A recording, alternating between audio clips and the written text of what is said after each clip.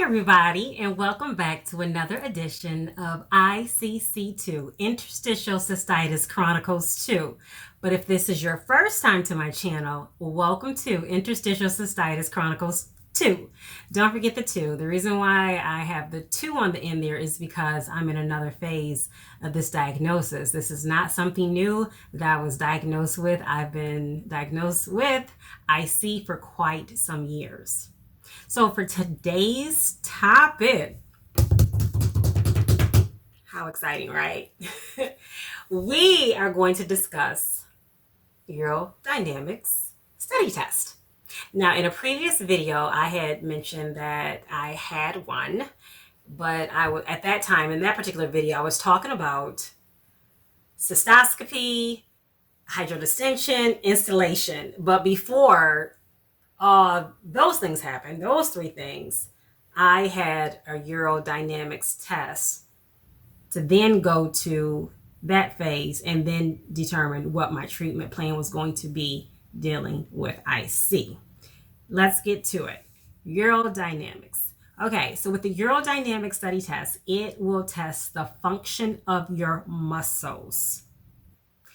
That test, you can kind of look at it like if you've ever had an EKG or if you ever heard of an EKG, the leads, electrodes, like stickers, and then it has wires, are placed over your chest.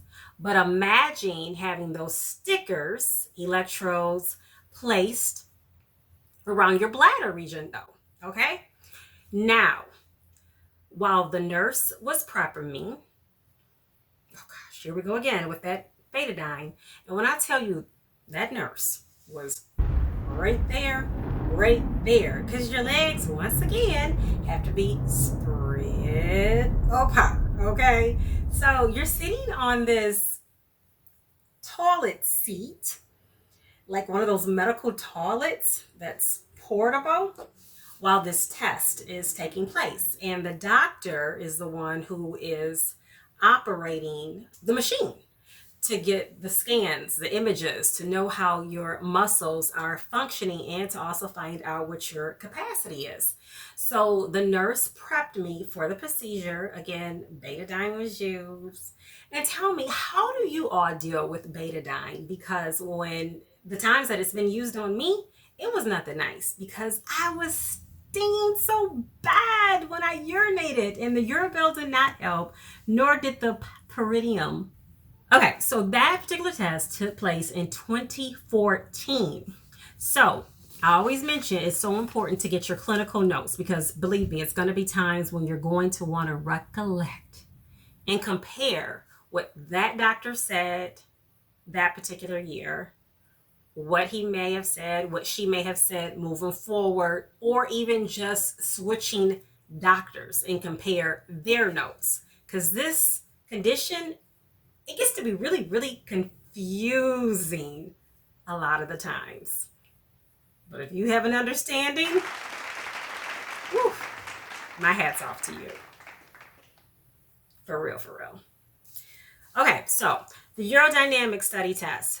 It was done in 2014. My first desire to want to urinate was at 120 cc's. Strong desire was at 200 cc's. My maximum capacity, are you ready for this, was at 220. Wow. That's small. That's not average at all. That's not average.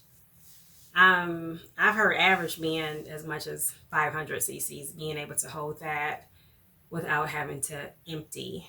Because like as soon as I sip something, for the most part, it's like, empty me right now. Because a lot of times me and Jack, okay, I actually gave my bladder a name. Me and Jack, we be ready to fight. She ain't no joke. Woo. She had me tripping yesterday. Like she was on a whole nother one. But it happens sometimes. But anyhow, I was like, what? When I found out these numbers, because you have to meet with your doctor to have a follow-up appointment to go over the test. When he told me that, it seemed like the more he talked, the worse it got. Because prior to having the urodynamics test done, we talked about the possibility of exploring Botox in the pelvic floor. And it sounded really promising and something I was really possibly looking forward to finally have some relief from this urgency and frequency. But the doctor told me because he did not see any spasming with my detrusor muscle that he didn't feel that I was a candidate for Botox. I felt so crushed. I felt so defeated because I felt like he was denying me of something that could possibly help me. And then on top of that, I was in the process of relocating to a whole nother state. So he said he didn't want to take the chance of my bladder being paralyzed to the point where I would have to cath. And he felt like it just wasn't enough time also for me to learn how to cath. And he didn't want me to run into that problem. But he said to me, I just really don't feel that you would benefit from Botox either. Like he really stressed that while I was wiping my eyes. I was a little misty about that. So I said, okay. So then that's what led to the hydrodistension, the cystoscopy, the installation. That's what led to that. And then he developed, well, he also told me he thinks that I would benefit most from bladder washes moving forward. Installations, same thing, where you are given a bladder cocktail mixed with heparin, marcaine, sodium bicarbonate. I might be missing one other ingredient, but please forgive me. Like I always say, I'm not the doctor, so I can't always remember this stuff. And half the time, I always need my clinical notes in front of me. So a lot of times when you switch providers, whether it's a new urogynecologist, urologist, because Lord knows I've had plenty of doctors.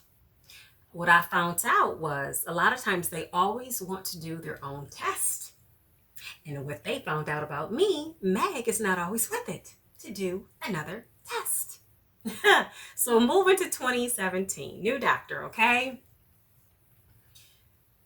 And there was a new doctor before this one too, though, who also wanted to do a test too. That might have been in 2016, but it's always something going on.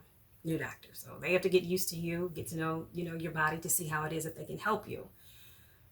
And you have to get used to them and try to figure out if this is the right doctor for me.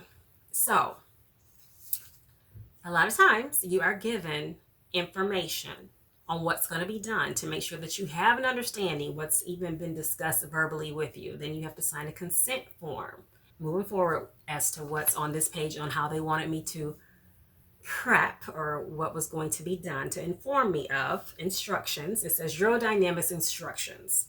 Now, again, this is from the urologist's office.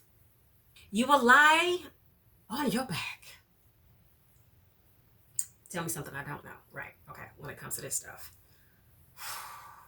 On the exam table with your knees bent and legs apart. Again, how else are they going to get to that urethra, right? Mm-hmm.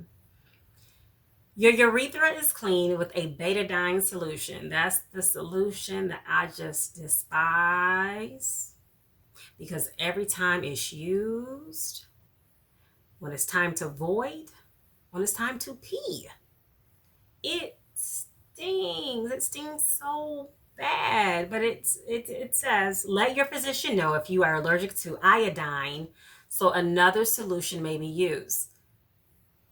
If any of you have some input about that, please let me know. Because it seems like every time I use that, it's the same outcome. It stings. It actually does. Well, I've never peed razors, but I've heard that term used. And it hurts. Okay. For females, a small catheter is inserted into the urethra, and a small catheter will be inserted into the vagina. Now, when I first had my urodynamic study test done in 2014, I don't recall 2 catheters being used, to tell you the truth. I don't.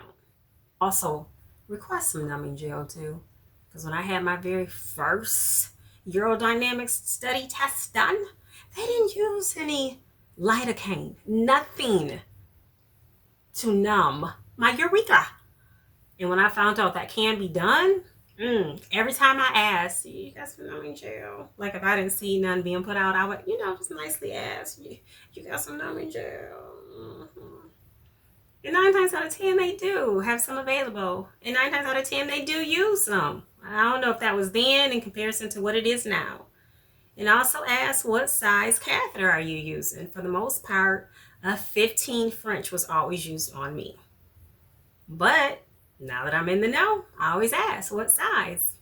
So I request normally a 12 if a catheter is going to be involved. That's just something I learned all along the way.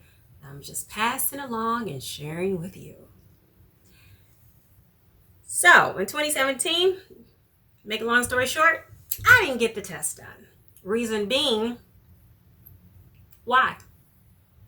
Why are we doing the test?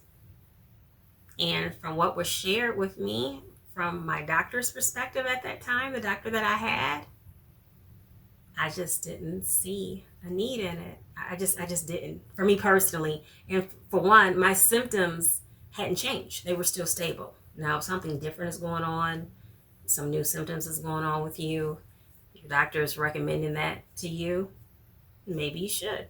The only way I would do it is if my symptoms had just drastically changed and was going in another direction and we needed to just start from scratch. That's the way I see it for me. But again, I'm not the doctor. And again, I'm not telling you what to do. And the way I feel about it too, it's my body. So I now go more prepared to my office visits. I'm able to speak better. I understand this condition a little bit better on what questions to ask. And I always make sure I have an understanding of the why, because now I feel like it has to make sense. And sometimes I just want it to make common sense.